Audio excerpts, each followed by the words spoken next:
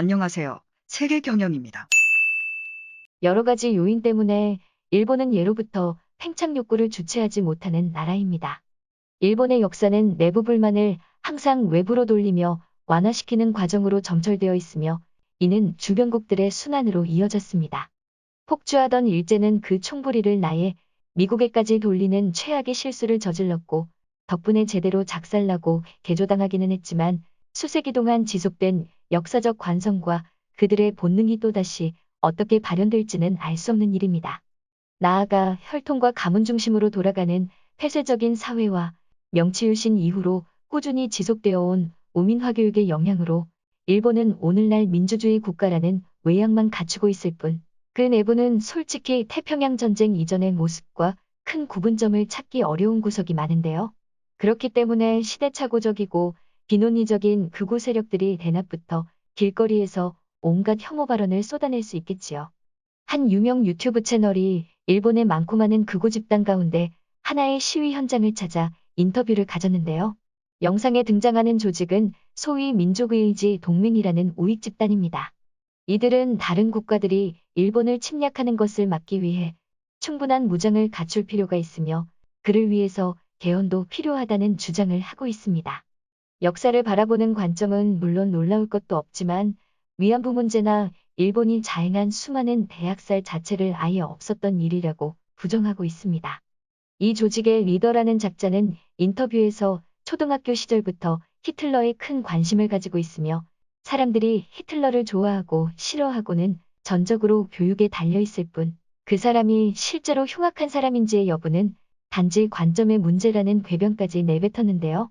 이것만으로도 일본의 우익들이 가진 정신 상태와 정치적 스탠스가 어느 정도 수준인지를 짐작할 수 있습니다. 이런 황당한 모습이 소개되자 일제에 시달렸던 아시아 각지의 네티즌들은 물론이고 히틀러에 대한 언급 자체를 터부시하는 유럽인들조차 충격을 금치 못하는 반응을 보이고 있었는데요.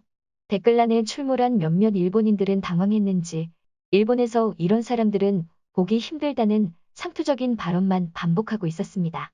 이어서 해당 영상에 관련된 해외 네티즌들의 댓글 반응을 추려서 소개해드리겠습니다. 일본에게 피해를 입은 국가들이 반일 성향을 가지는 건 솔직히 이해가 된다. 왜냐하면 아무래도 피해자 입장이니까 그걸 뭐라고 할 수는 없겠지. 이해가 안 되는 건 대체 왜 일본인이 자신들에게 피해를 입은 나라에 화가 나 있는 건지 그걸 모르겠네. 그건 일본인만이 가지는 특성이죠. 영국이나 프랑스가 아프리카나 동남아의 피식민국들에 대한 항의 시위를 한다고 상상해보니 웃기긴 하네요. 때린 놈이 맞은 사람 나중에 만나서 역정을 내는 꼴이니 혼란스러워요. 자기 나라에 대해 자부심을 갖는 걸 가지고 뭐라고 할 수는 없겠죠. 그렇지만 과거의 악행을 부정하고 자기들 정부는 무결하다고 믿는 건 또 다른 문제죠.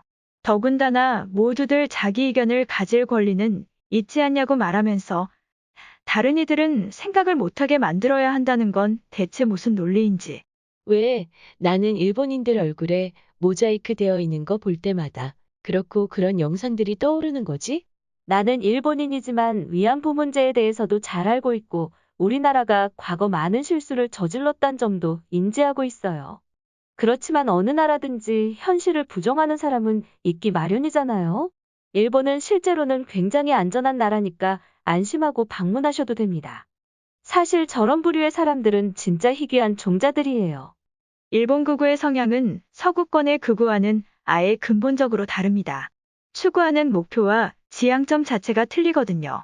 서구권의 극우는 대부분 중동 지역에서 넘어오는 이민자를 타겟으로 삼지만 일본은 중국과 한국, 나아가 한때 일제의 압제하에 있던 아시아권 국가들을 대상으로 삼고 있어요. 그들의 목표는 2차 대전 당시 달성하지 못했던 일본 제국의 이념과 철학을 다시금 세우는 데 있습니다. 자신에 대해 자신감이 없고 개인의 인생에서 프라이드를 느끼지 못하는 사람일수록 집단에 매몰되기 쉬워요. 스스로 어떠한 성취나 발전도 이뤄내지 못했으니 조직이나 국가의 성과를 마치 자신이 한무에서 이뤄낸 것처럼 대입시켜버리는 거죠. 슬프지만 맞는 얘기네요. 많은 백인 우월주의자들도 본인이 백인이라는 사실을 제외하면 내세울 것이 없는 삶을 살고 있는 이들이 많으니까요. 사실 백인이 자랑거리인지도 모르겠지만 마치 일본 전체가 국수주의에 불타고 있다고 착각하게 만들려는 의도로 느껴진다. 이런 종류의 인간들은 일본에서도 극소수야. 불쾌하다. 한심하다. 나치즘과 똑같은 소리들을 짓거리고 있네. 정작 유럽에서 나치즘은 과거의 유산이고 정신 이상자들이나 추종하는데 일본에서는 아직까지도 사회적으로 큰 위치에 놓여 있나 보군요. 일본은 아직까지도 아도르프 히토라의 판타지를 가지고 있는 사람들이 많긴 하죠. 저 사람들 시위가 끝나면 근처 한국 식당에 뒤풀이하러 가지 않을까요? 일본인들이 어려운 삶을 살고 있다는 건 잘 알고 있습니다. 스트레스를 엉뚱한 방식으로 풀지 말고 적당한 취미를 만들었으면 좋겠네요. 일본인은 정신적으로 유아적인 부분이 강하기 때문에 주기적으로 치료가 필요해. 80년 전에 한 번 치료를 받기는 했는데 그 주기가 언제 또 돌아올지 모르겠네. 일본인들 자체가 정치에 너무 무관심해. 일본이 다시 위대해지려면 사람들이 정치에 좀 관심을 가질 필요가 있다. 관심을 가져봐야 어쩔 건데? 일본 정계는 정경유착과 혈연주의로 완전히 범벅이 되어 있기 때문에 네가 투표를 하러 간다고 해봤자 정치 가문이나 대기업들이 미리 선택해둔 후보들 사이에서 고르는 것밖에 더 되겠냐. 일본에서 정치인이란 직업은 사실상 세습직이야. 자수성가 출신의 총리가 마지막으로 나온 게 언젠지도 까먹었어. 이런 영상들 보면 웃음을 못 참겠어. 저런 인간들은 진짜 200년 전에나 어울릴 법한 지능을 가지고 있네. 논리도 전혀 없고 다른 사람들도 저런 인간들 의견에 동조해서 세력을 넓혀갈까 좀 걱정되기는 하네. 바보 같은 접근이야. 일본에서 저런 세력은 거의 입지가 없다. 있다고 하더라도 일본은 행동력을 잃어버린 나라라서 다시 침략 전쟁을 벌일 의지도 역량도 없어. 외양이나 행동은 파시스트인데 말하는 건 또 공산주의자 같네. 이런 징그러운 혼합물을 다 봤나.